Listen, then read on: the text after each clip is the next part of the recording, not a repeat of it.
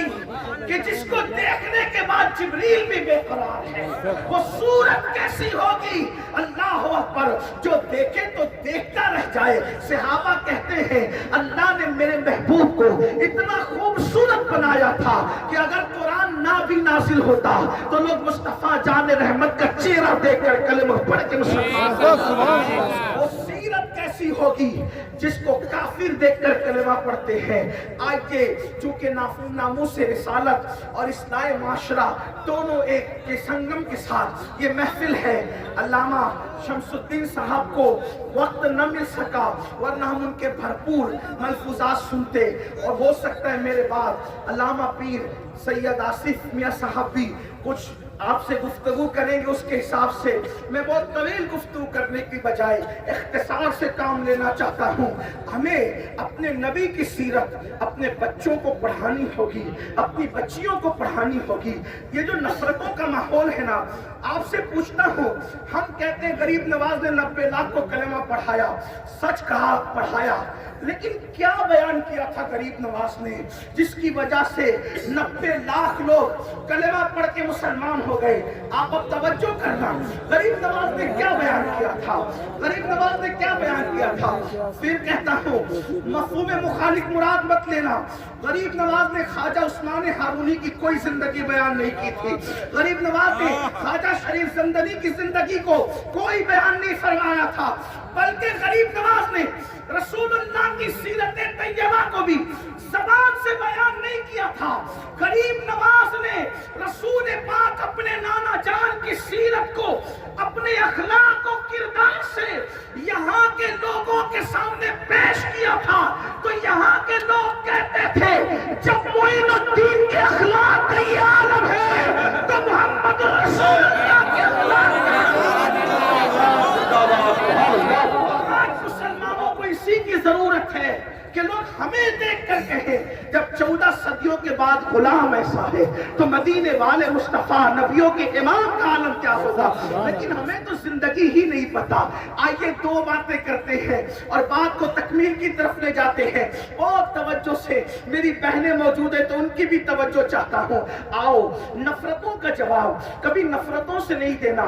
آج لوگ نفرتوں کی بولیاں بول رہے اسلام اور مسلمین کے خلاف، مگر یاد رکھنا نفرتوں کی بولی کبھی نفرتوں کے ذریعے سے جواب نہیں دیا جاتا۔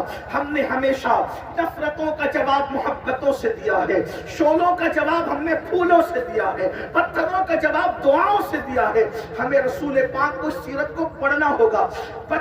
بچے کے سینے میں پلا دو محبت رسول کو، عشق رسول کو، سیرت مصطفیٰ کو۔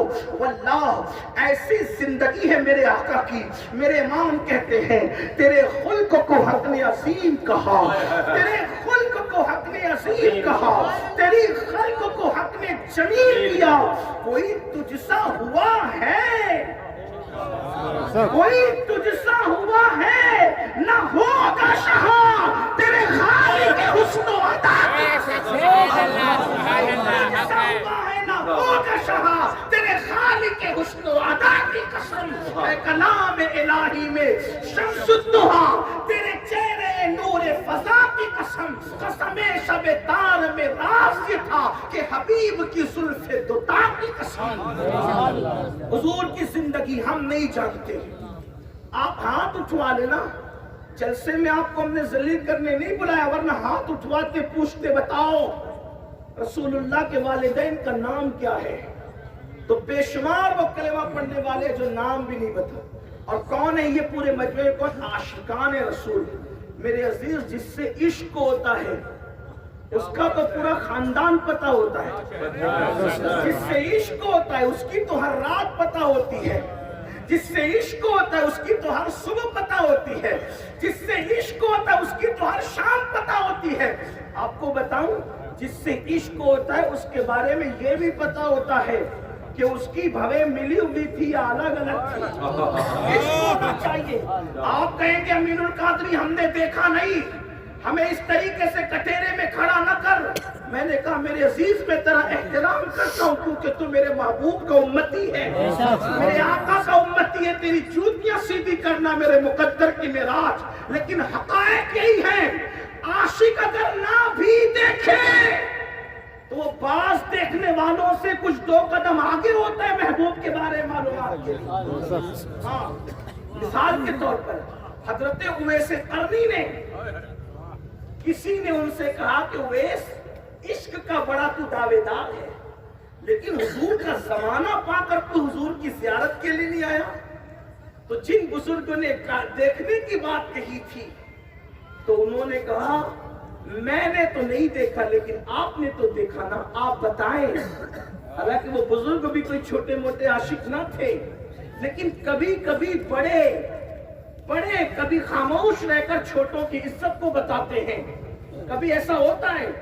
پوچھا کہ آپ مجھ سے کہتے ہیں کہ دیکھنے نہیں آئے, آپ نے تو دیکھا, بتاؤ حضور کی بھویں ملی ہوئی تھی یا الگ الگ تھی؟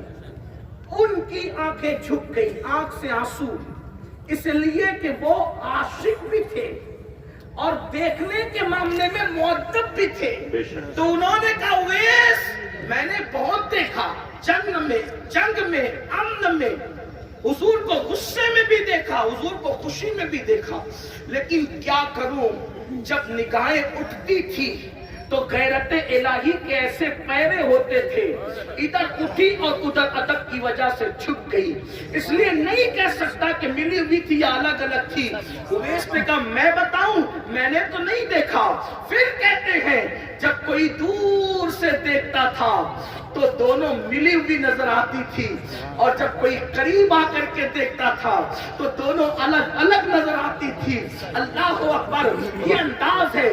ہم نے عشق تو حضور سے کیا نا, ہمیں حضور کے بارے میں کیا پتا ہے؟ اگر کوئی ہم سے پوچھ لے آقا علیہ السلام نے کتنے نکاح کیے اور کیوں کیے, کوئی جواب نہیں. اللہ کے رسول نے اعلان نبوت کب کیا, کوئی جواب نہیں. حضور علیہ السلام کے نام کتنے تھے, کوئی جواب نہیں. حضور کے بیٹے شہزادے کتنے تھے, کوئی جواب نہیں. حضور کی شہزادیاں کتنی تھی, کوئی جواب نہیں. حضور کی آبا و اجداد کی شانیں کیا تھی, کوئی جواب نہیں. اب بتاؤ ہم ناموس رسالت کا تحفظ کریں گے؟ بولو مسلمانوں, کیا صرف جلسے ہی ہر مسئلے کا حل ہے؟ نہیں, ہرگز نہیں. تو آئیے کچھ سیرت کے پہلو آپ کے سامنے پیش کروں.